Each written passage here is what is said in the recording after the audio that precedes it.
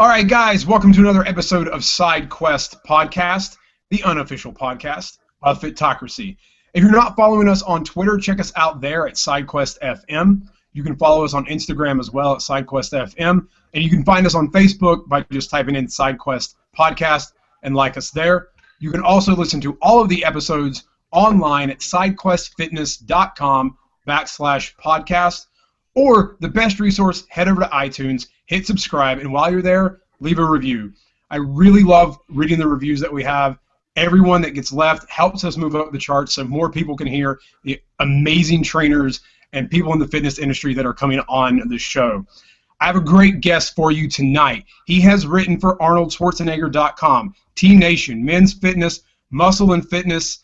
He is also an IPA Powerlifting Junior World Record holder in squat and deadlift, and also was named as one of Fitocracy's 30 under 30 in the industry that you want to follow last year.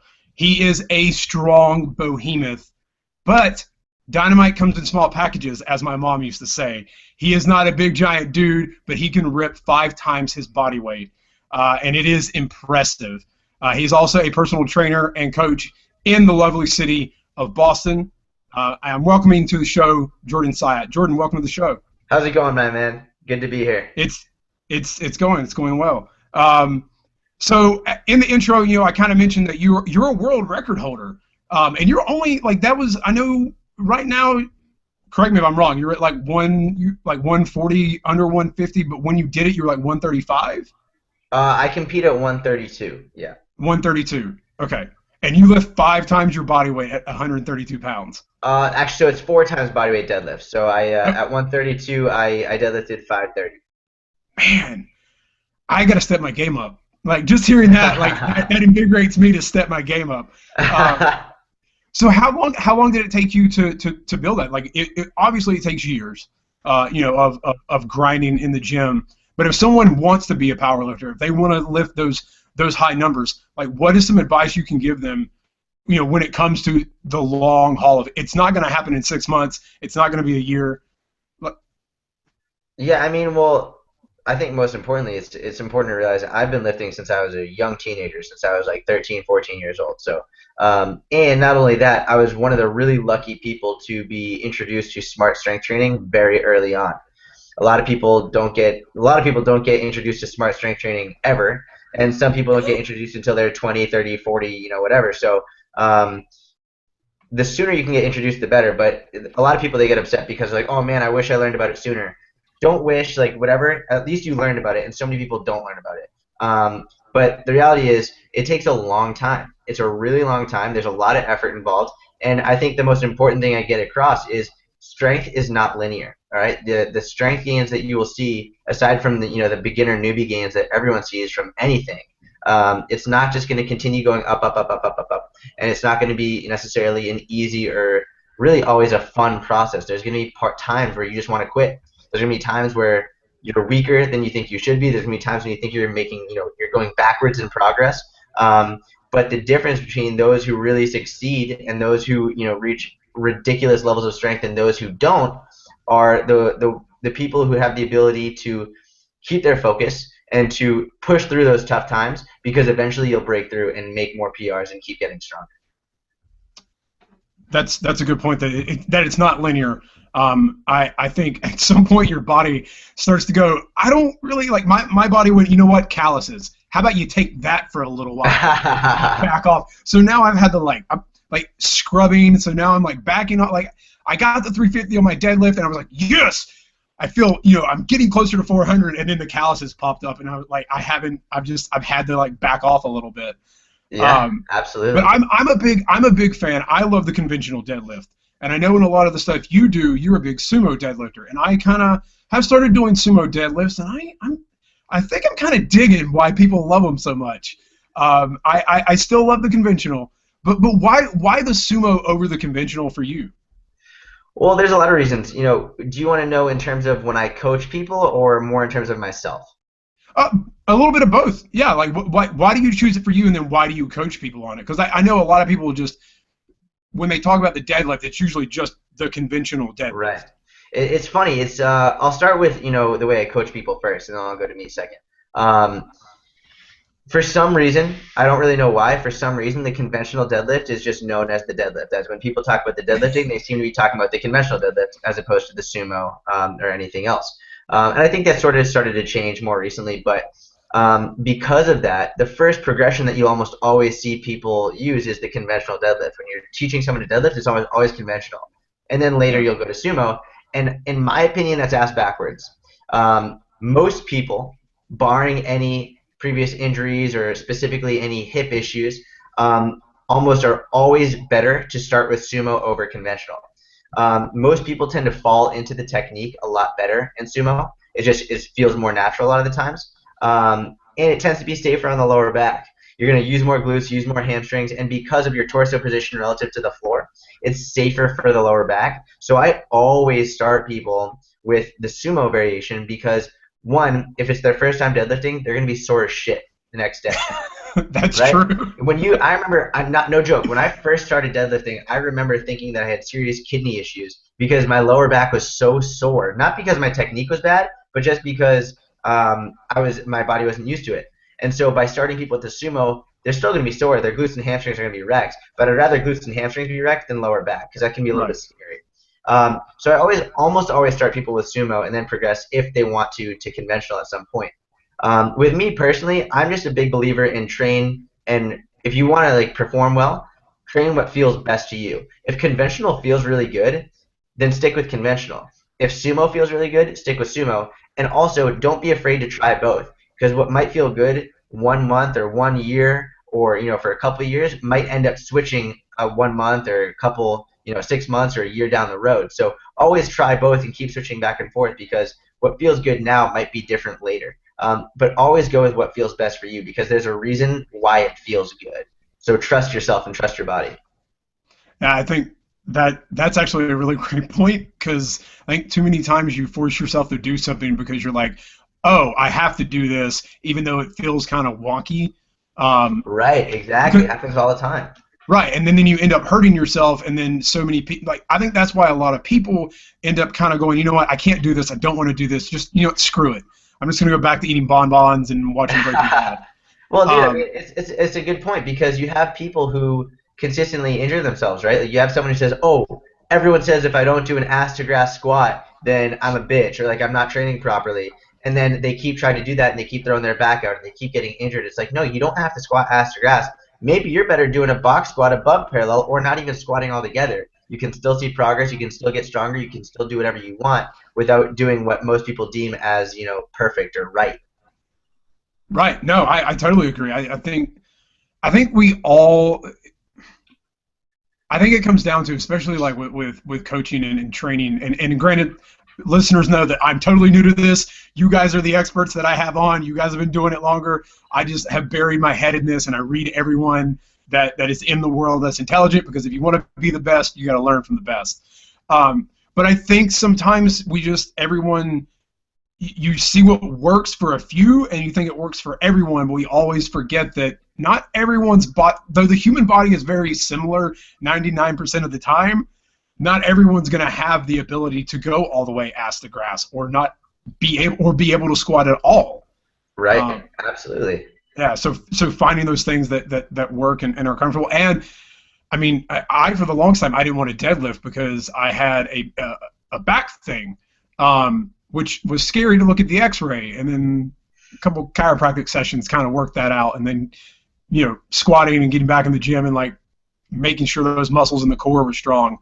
And were able to support me, helped a lot as well. But yeah, I think our injuries sometimes make us think that we need to do this, but we can't push ourselves too far, because we want to be able to live and be 80 and not be on a walker. Right. Yeah. So you've written a new book, and I saw it out there. I do follow you online, so I didn't just have you on the show just for the book.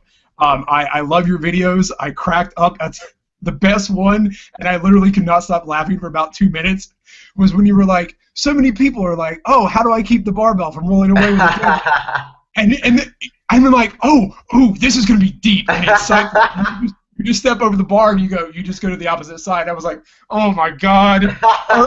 Is it really that simple? Is it really that simple? Like, It's so holy funny. crap, I It's one feel of so those stupid things. now. It's one of those things you just see people struggling with and struggling with and struggling with. It's just like just step over to the fucking other side of the bar. It's like you can't believe that you didn't think of that. So yeah, that was good. I got a good response to that. That was I laughed pretty heartily at that one. But your new book is Raw Strength for Powerlifting, and you want to teach people how to become, in my opinion, Hulk strong. I'm a huge comic book nerd, so a lot of the stuff I do and talk about kind of comes from that world. So when you reached that level of the 4 times the body weight, and you put the book out. What, like, is that what the book is designed to teach people, to get up to 2, 3, 4 times their body weight? Or do you just want to teach people, who have never been strong, how to feel stronger? Well, so this book is a little bit more for the intermediate to advanced crowd. So this is not a book for beginners. This is this program specific. So the book outlines a program, okay? And the program is something I've been working on for over 3 years at this point. It's something that I've tried and tested on literally over hundreds of people, including myself. And it's for people who have a really strong base and a good base in strength training, specifically powerlifting. You don't have to compete, but have a really good technique in squat, bench press, deadlift. And the idea is to take someone from intermediate to advanced and take someone from advanced to more advanced. And what I've been finding is that even people who are relatively advanced lifters who might have close to a 3 times bodyweight deadlift or whatever, it's literally adding over 100 pounds to their total in 12 weeks, 90 days. Wow. I had one guy add 210 pounds to his total in 90 days. And he was squatting over 500 pounds. He was deadlifting close to 600 pounds. So this is a program that is really unlike pretty much anything else I've ever seen anyone else put out, because it takes a lot of principles from places like Westside Barbell or Cressy Performance and really gears all of them towards raw powerlifting performance and takes all of the best principles and puts them into one. Okay. What is, because I do kind of want to talk about the book a little bit. So you, like you said, you brought some of the principles from Cressy and from Westside. So what of those principles are they? Did you kind of morph them into your own? Did you kind of like clay, kind of mold them down into your own and bring them into your own world, and now they're like Jordans? Or are they just kind of like mirrors with your own kind of like special flavor thrown in? Well, so it's definitely my own at this point. There are things that I know that I haven't seen done at Cressy, and there are things that I haven't seen done at Westside. And I've interned at both places. I've trained at both places for extended periods of time. And what I've done is, it's not only from their places, it's from the other things I've read and from other gyms I've been to. But those were really because of the 2 major places I've interned and worked at, those are the 2 major influences on me and my career as a lifter and a coach. So that's where I really derive most of my information from, or a large portion, but obviously elsewhere. But over the years, I've taken what I've learned at those places and elsewhere and morphed them into my own ideas and training methodologies, and things that I found work best for me and for my lifters. I'm sure there are things in there. Actually, I know 100% there are things in there that Louis Simmons would say is fucking stupid. I can guarantee you, and probably Eric Cressy would say the same thing. Because every coach really believes that their program is the best or their system is the best, and anything that goes against their system is probably not optimal to them. But the reality is the results that my clients and I have seen speak for themselves. And the reality is most people add a minimum of 100 pounds to their total in 12 weeks. So I really can't argue with that. I haven't really seen any other program doing that. Man, that's 100. That's crazy. Like just on squat and deadlift, like what are they adding 100 on the bench as well? So between squat, bench press, and deadlift, between those 3 lifts, most people will add a minimum of 100 pounds. The least I've seen in 12 weeks was 60 pounds, and the most I've seen is 210, with the vast majority being 100 or more. Wow, that's impressive for 12 weeks. I know just even this fall I put like 50 pounds on a 1 rep max just doing like reverse pyramid training, like and that's it. Like that's not much, and that was in 4.5 months ish. Right. Yeah. Yeah, but 100. That's impressive, Jordan. That's Woo! That, like now, I want to go lift now. I want to put the headphones down and be like, I'm sorry, I gotta go get hardcore. So you study with some of the best, and Westside is a great place to study. And Cressy, Tony and Eric are probably the premier, most intelligent people in the business, to be honest. Mostly because they deal with a lot of baseball players, and I don't know, I just would be around baseball players and be like, yeah, I'm in a gym with baseball players. That's just me. So what is one thing that you either didn't learn in school or haven't learned with those guys, or didn't learn with those guys that now you've learned out on your own and as a coach, that has maybe either benefited you in your business or in your training or just in life in general? Oh man, that's a really good question. Almost very general one. Something I learned outside of school and outside from those internships that has benefited me. What would you like to hear more? Business-wise, training-wise, what are you more interested in? Let's go with training. Because that's what we're here for. You and I could probably talk business. You can talk business anytime, but most people listening probably want to know about the training. Okay. So what have you learned outside of those that maybe kind of hit you like out of the blind side, and you were like, oh, I'm a little surprised by this? Well, honestly, that's a good question, and the answer is very simple, but it's one of the things that it takes a long time to really understand. People look for programs. They look for the best program, right? And here I am touting my program as one of the best programs, right? But the reality is this. You can follow any program, whether it's Westside, whether it's a Cressy program, whether it's 531, whether it's Small Lob, it doesn't matter. You could follow any program, and they're all going to produce great results, right? The reality is that the major issue where people don't see results usually lies in the fact that they aren't actually following a program for a long time, okay? Most people, how many times have you heard someone say, oh, I'm doing 531, but I modified it? Or I'm doing this program, but I'm modifying it for this. And then a million times. A million times, right? So, oh yeah, I'm doing 531, but I'm doing my own variations. Like, no, then you aren't fucking doing 531, number one. And number two, in 2 weeks, you're probably going to say, oh yeah, I didn't see the results I wanted, so I looked online and found a different program. So the major thing that I've learned is that if you're going to do something, follow one program and follow it for a minimum of 12 to 16 weeks. Follow that program and that program only exactly as written. And if you follow a program, regardless of whether it's 531, Small Lob, my program, a Cressy program, Westside, whatever, if you follow it for 12 to 16 weeks, I can almost guarantee you will see progress. Unless you are, one of the most highly advanced lifters in the world who really need something completely 100% individualized to your specific needs, and like to your weaknesses and things that you need to target, odds are you're going to get stronger, period. That is an amazing point, because I have to admit that when I first started getting into fitness and getting my ass in the gym and trying to get into better shape, of course one of the first places I went to was two places really. One, bodybuilding.com. Not that there's anything wrong with those guys. I enjoy buying their supplements occasionally when they send me discounts. Guys, you're shipping. You got to get the shipping costs down. I've already told you a million times. I love you guys, but the shipping, it kills me. But anyways, and I would see something, and I'm like, I'm going to do this. I'm going to do this. I'm going to start this program. And then like a week and a half, 2 weeks in, I see another thing, and I'm like, oh, and I just start program hopping. Like Frogger. I'm just jumping across lanes of traffic to get to the lily pad, but I never make it to the lily pad. Exactly. And I think because you aren't seeing progress. And it's like, well, you don't deserve to make progress. Right, and I couldn't, and I think that's something that a lot of people who kind of start beginning kind of go through. Do you think that's kind of because there's so much information out there, and that because as a beginner, you know it's not going to take overnight, but you kind of want it to take overnight, and when you don't see what you want to happen, like you just go, well, this isn't going to work, so you go to something else? Dude, of course. I mean, remember, like I said, strength isn't linear. Everyone wants it to be linear, just like fat loss. Fat loss isn't linear. Everyone wants it to be linear, right? So you go to the gym, one day you squat 135, and next time, like, it felt pretty good. You're like, all right, now I'm going to go squat 155.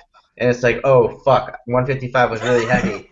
I didn't go up as much as I wanted to go up. So it's like when people program for themselves, or like they have unrealistic expectations as to what they should be achieving, they're setting themselves up for success. It's like, okay, you squatted 135 last time for 3 sets of 5.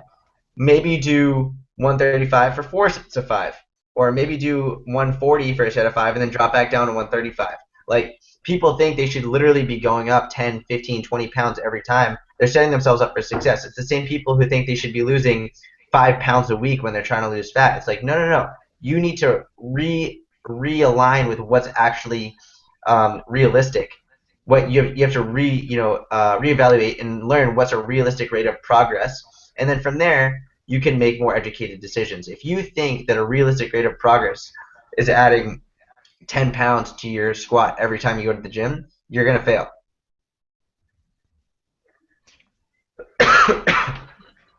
Yeah, no, I think what I find so interesting, and I see this in people all over the internet and everywhere, because it's like, for some reason I still imagine like people out peddling like snake oil salesmen from the 1800s pulling up in like their horse-drawn like wagon, and they're like, hear ye, I have like, and everyone's looking for that. Like, how have we not learned from like I don't know, like we can't get past that. We constantly are looking for that shortcut, and I think it's hard for anyone to accept. And I have to admit, even with starting like coaching online and like, all right, I'm going to get into the fitness world, I'm starting a business.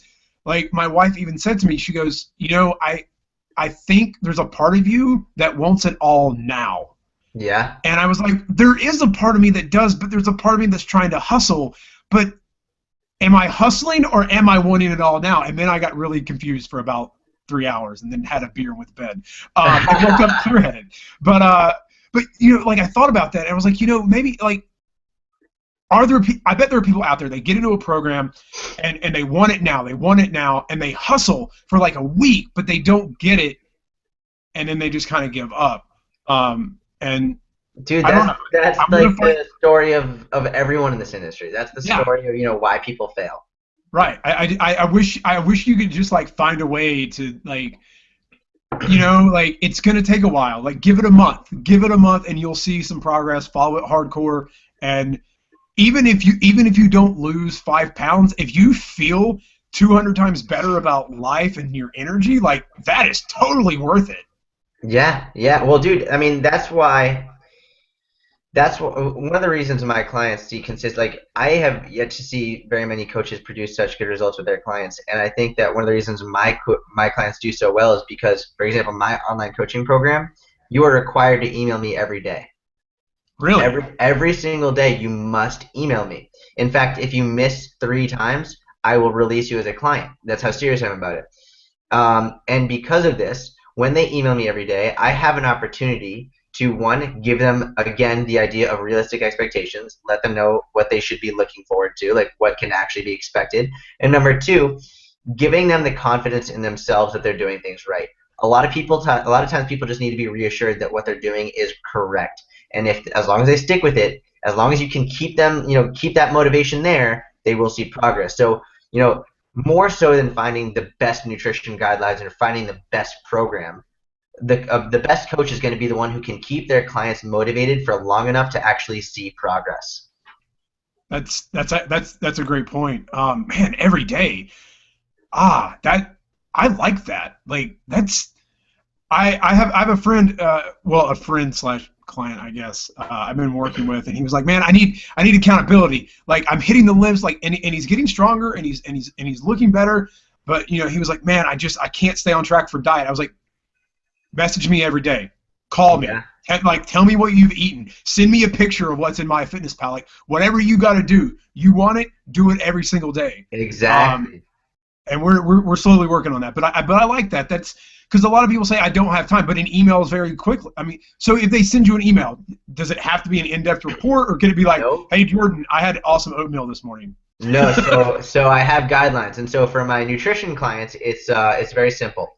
Well, first of all, to preface, this is the way I came up with this. If you look at the research is very, very clear that people who get on the scale every day are significantly more likely to maintain a healthier body weight than people who don't.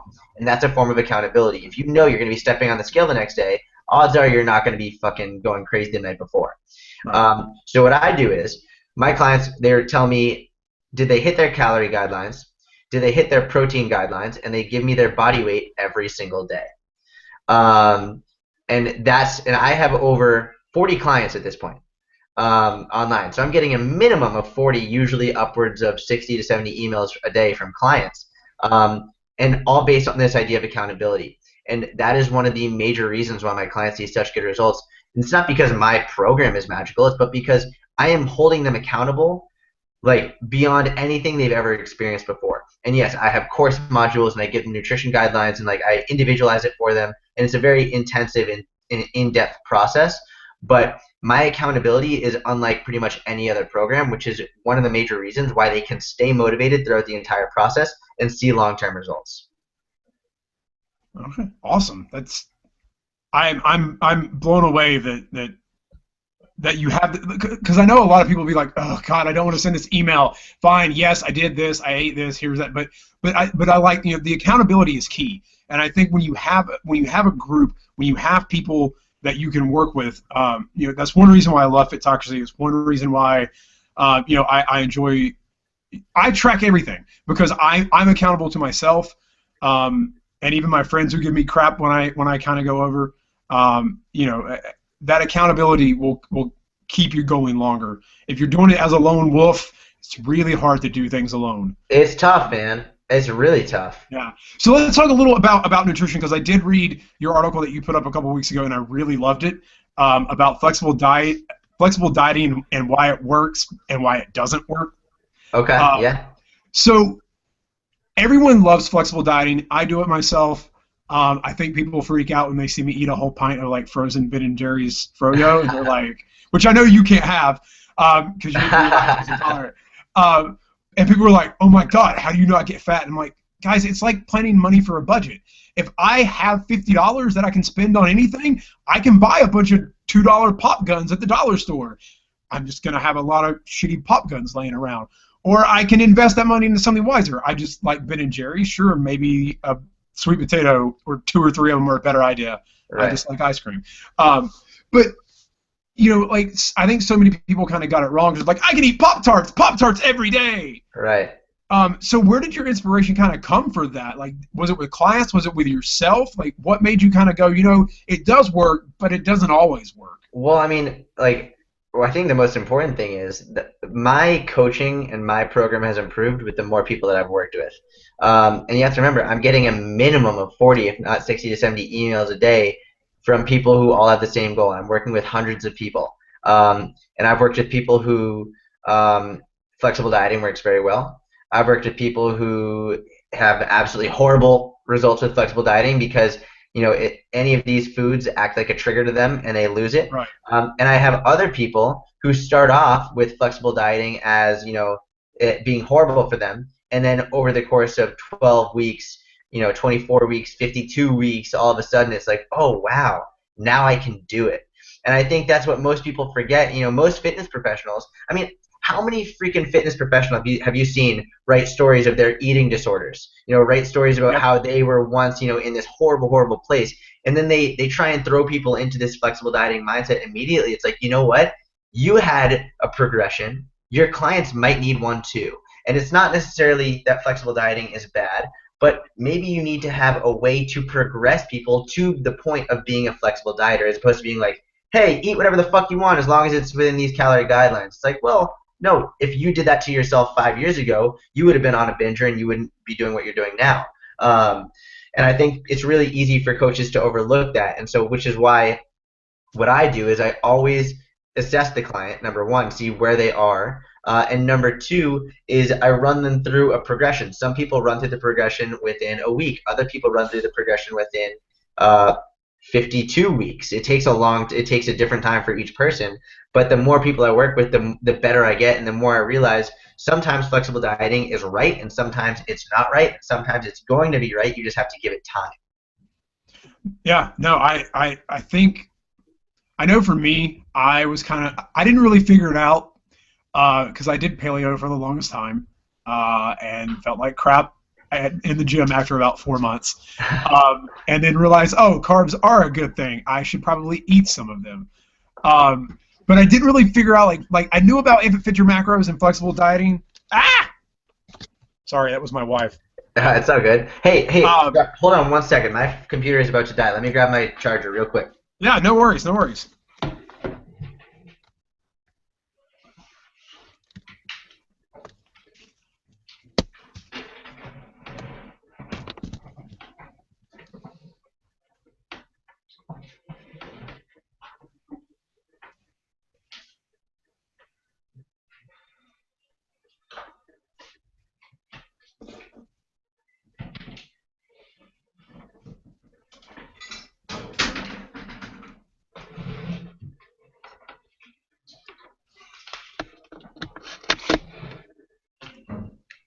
Sorry about that, man. No worries. I can always edit stuff. Not a problem.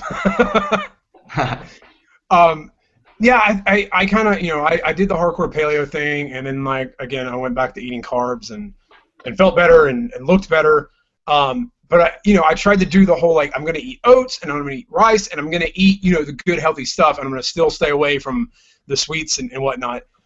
But once I kind of figured out, oh, wait, they're kind of similar in that, like, they still get broken down into sugar or whatever, and they still have carbs in them, and I just fit them in like I would anything else. I kind of felt better about, like, going out and having food and not feeling guilty, and I think that's one of the hardest things, and I wish I could find a way, like, to get rid of food guilt. I think that's one of the hardest things people struggle with, is you get told for so long, oh, no, this is horrible for you, this is horrible, and it just creates, we don't want to eat ice cream, we don't want to eat chocolate, we don't want to eat red meat because, you feel guilty about it. Right. And it's a hard thing to kind of figure out, and flexible dieting kind of helps, but sometimes it doesn't. Again, like you said, if you haven't gone through a progression to figure that out, it's going to cause you to trigger and binge. Right. But I got a couple fun questions. I always love kind of doing some off-topic fun questions. So I got to ask, so we talked a little before the show started, and you said you're not a huge, you don't know Star Wars very well. So I was going to ask you, if you could have a superhero power, what would it be? However, since you're a big Harry Potter guy, yeah, there you go. What house would you be in? And if you could be a wizard, what would your favorite spell be? Oh, man. That's a freaking awesome question, dude. I'm very impressed. I've had a fair amount of interviews, and I've never been asked that before, and that just made this probably the best interview ever. Okay, so obviously got to be pretty cliche with this one. Anyone is going to choose Gryffindor, right? That's like, well, unless you're, but I want to choose Gryffindor because that's the coolest one to be in my opinion. Big fan of bravery, big fan of, sticking up for what you believe in and sticking up for people, for people who might need help more. And in my opinion, that's what Gryffindor is all about, being brave enough to stand up for what you believe and being able to stand up for someone else who might not be strong enough or able enough to stand up for themselves. So definitely Gryffindor on that front. And the spell, oh man, that's tough. That's really tough. Spell that I would use. If I could have a spell, it would probably be one that would just make bacon anytime, just appear right in front of me. So anytime I want a bacon, boom, baby. Just like get a big plate of bacon right in front of me. And like, I hope my rabbi doesn't listen to this because obviously that's not kosher, but wicked tasty. So that'd be my spell. I like it. A big plate of bacon right in front of you at any time. So I'm assuming because of your age, we're fairly close in the age. You're 24? 23. Which, congratulations at 23, being like a super strong, like, tiny Hulk. Like, that's, dude, at 23, I was still drinking 8 Yinglings a night, playing Call of Duty until 2 a.m. Yeah. Well, I'm sticking with the whiskey for now, but. See, that's what I've turned to. Less calories, and in most places, it's the same price as like a good microbrew and double the alcohol. Yeah, so that's what I'm saying, man. Why you get less calories, you get more booze, you get drunk for cheaper. Come on, guys. A whiskey. Plus, it's a man's drink. That's what I've been told. According to Ron Swanson, yes. So I know you're busy. I know you're busy a lot, and you got a lot of emails coming in, and you work in a gym as well in the city. But I got to ask, did you see that Power Ranger reboot, that teaser yesterday, or that whole thing? I actually did not. I apologize. I did not see that. Ah, okay. Well, were you a fan of the Power Rangers as a kid? Who wasn't? Let's be. Okay. Of course. Absolutely. All right. So if you haven't seen it, if you got a good 15 minutes, it actually is really, really, really, really good. And at the end, you're going to be like, why isn't this real? I want this now. So what color Ranger would you be, and what animal would your Zord be if you could be a Power Ranger? Oh, wow. Okay. Well, oof. Oh, man. Probably be red, just because I think that's the coolest color. Right. But I honestly don't remember it enough to the point of having, like, of the animals. But if I had to choose, like, a power animal, well, I actually had a friend recently tell me that the Rock is my spirit animal. So he's not an animal, but I'm pretty cool with that. So I would choose the Rock to be the person that, the animal that I ride around. We are talking about Dwayne Johnson, right? Yeah, exactly. Dwayne Johnson. Yeah. I just had this amazing mental image of like you as a Power Ranger, like pulling up your belt and like calling the Rock, and the Rock just like runs in, like a bull, and just like smacks some alien in the face. And then his like eyebrow just goes like, "Can you smell what the Rock is cooking?" Oh man, I'm not gonna lie, he was as much as everyone loved Stone Cold. There was not like something about the like he WCW went downhill. He stole it because he was just so good. Dude, he's a boss. He's a boss, and he I don't know his story exactly, but I know he started out really having a lot of struggles, and he, like any good entrepreneur and businessman and like someone who really wants to work hard, he fought for his way to get up to the top to where he is. He's beyond inspirational in my opinion. Like far beyond just the usual stuff, but his work ethic specifically is inspirational. Oh, it's crazy. I think he was going as like his birth name because his father was a wrestler, and they were about to fire him because his matches were crap and no one liked him, and then he just like came up with The Rock as like a character and just came out as that, and like people were like loved it, and it just totally turned his career around, which I think is an interesting take because it's like, so who really is The Rock? Like, right. Is that you now? Like, if you created this character, have you become the character? Yeah, that would be an interesting thing to ask him someday if I ever got that chance. If you could have dinner with one historical figure, who would it be? Oof. Dude, I like your questions, man. You're on point. Well, I asked Dick Talons this one, and I did not expect the response that I got. What did he say? What did he say? I can only imagine what Dick said to that. Dick was like, I'm going to be honest. I'm going to say it. Hitler. Oh, my God. I'm not surprised. Like, I'm surprised, but I'm not surprised at all. That one took me back a little bit. I was like, all right, okay. It's like, how do you respond to that? Like, well, he was like, honestly, I just kind of want to know, like, what makes someone do crazy things, and if there's anyone in our history who's done something that doesn't make a lot of like sense as a human being. Like, I don't know, I want to have dinner with him. Wow. So if you could have dinner with one person in history, who would it be? Oh, dude, that's tough, man. That's a really tough question. Let's see. If I could only have dinner with one person in history, what's gonna happen is I'm gonna say a name, and then in like 3 hours, be like, shit, I should have said another one. Let me think real fast. Who I would have wanted to. You know what? I can ask you. No, I'm gonna say Rosa Parks. All right. I'm gonna say, because seriously, think about how strong she must have been, right? Like, think about how brave. Dude, that's balls of steel.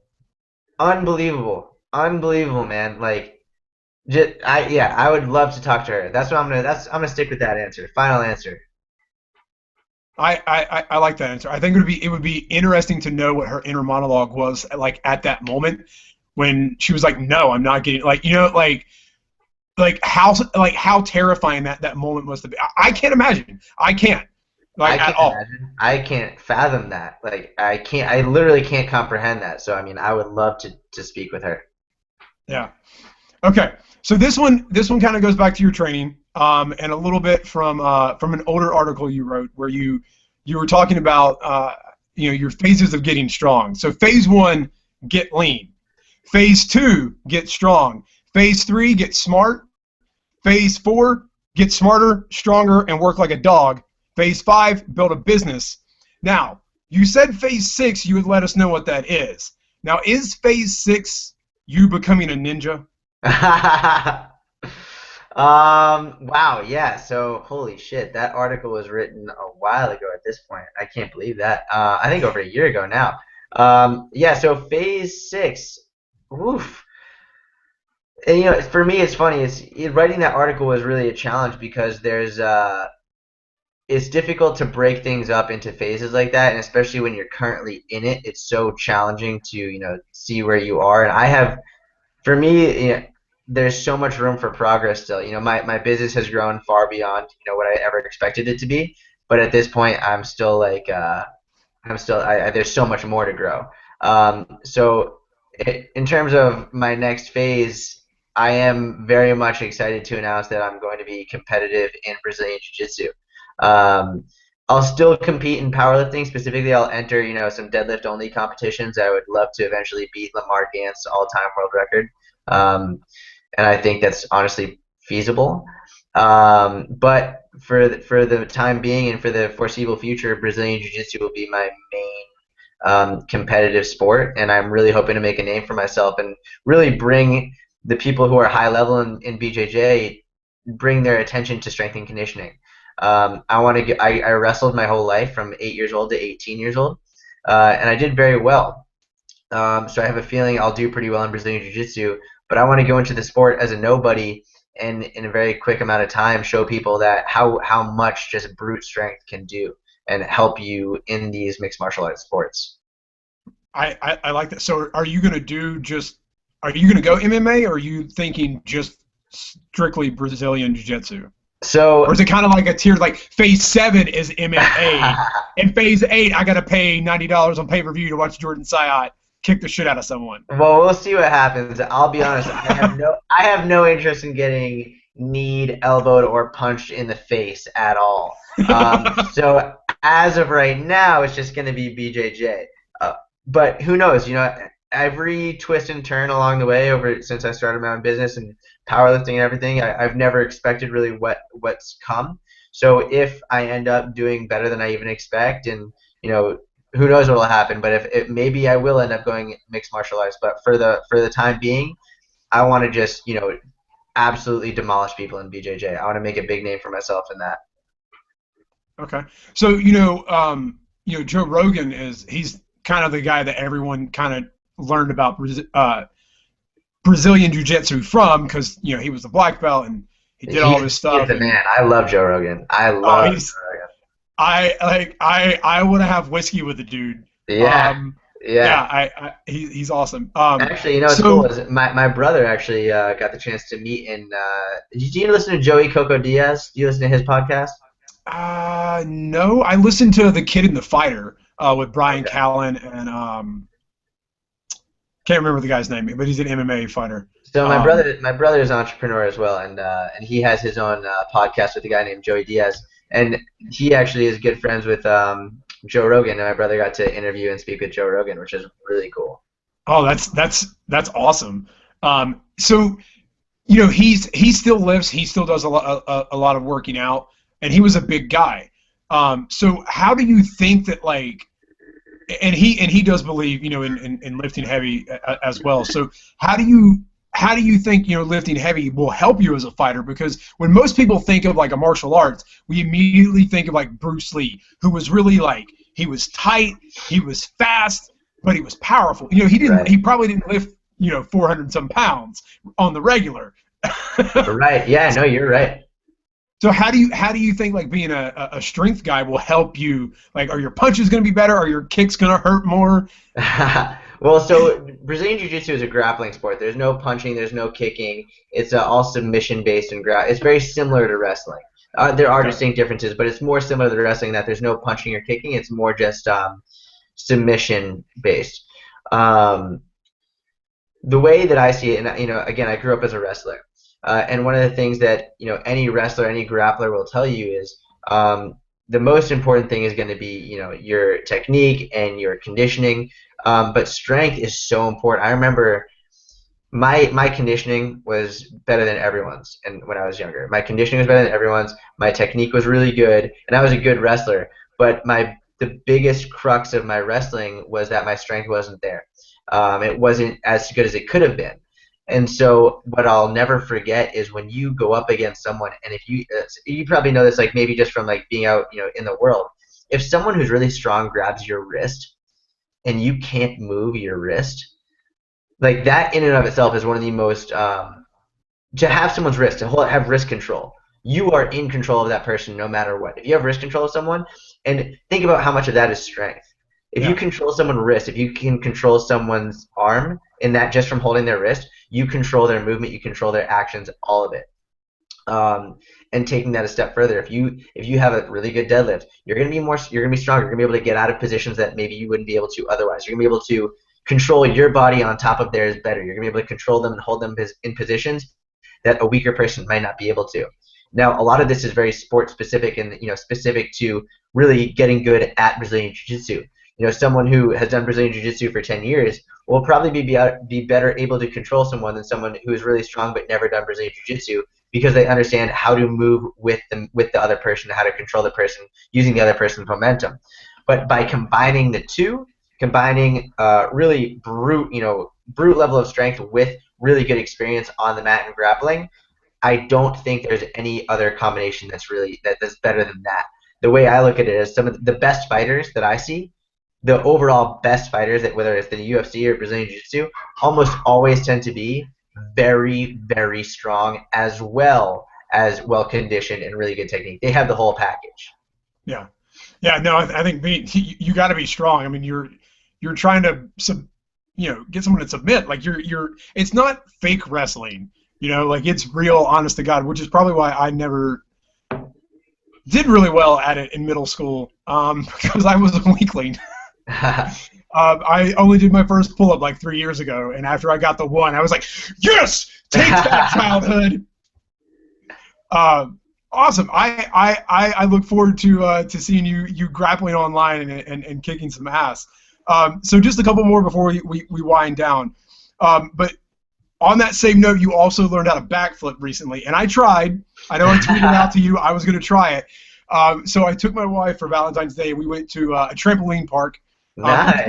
By the way, don't do after a deadlift day. Me being an idiot, I was like, oh, it'll totally be, no, it's a trampoline. It'll be soft. No, it hurts. No, so I'm on the trampoline. I'm like, all right.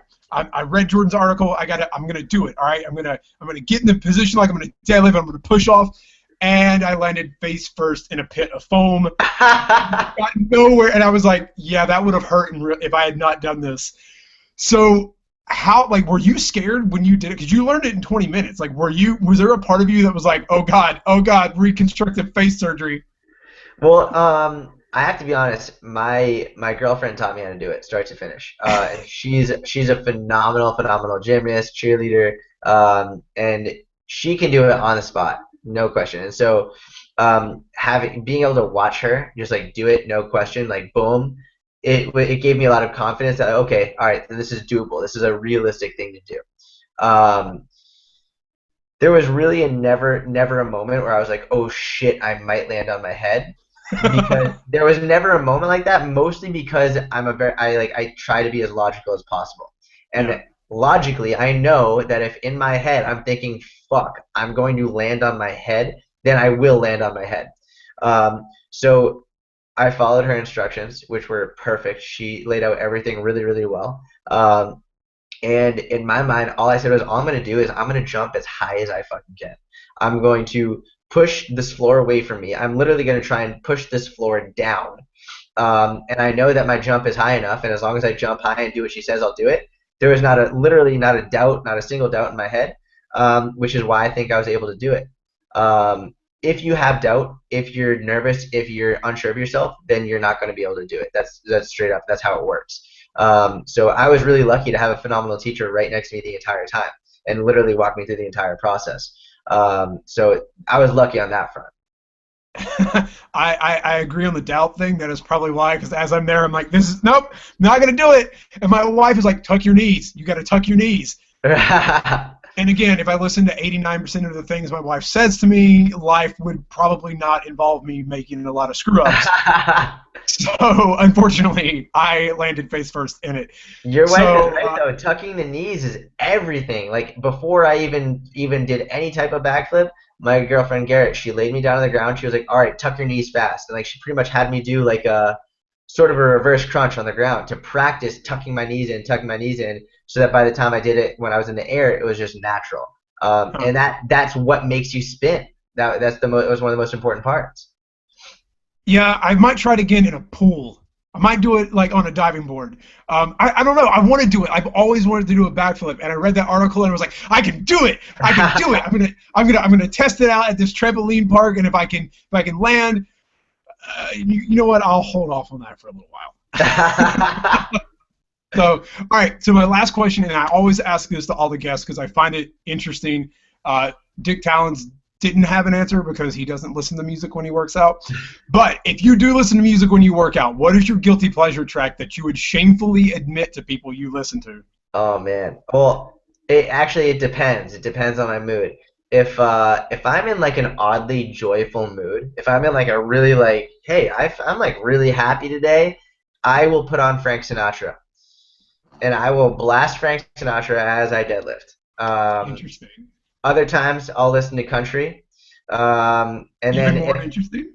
if I'm pissed, if I'm stressed out, or if I'm pissed or whatever, I'll throw some Static X or Kill Switch Engage on, and I'm good to go. Okay.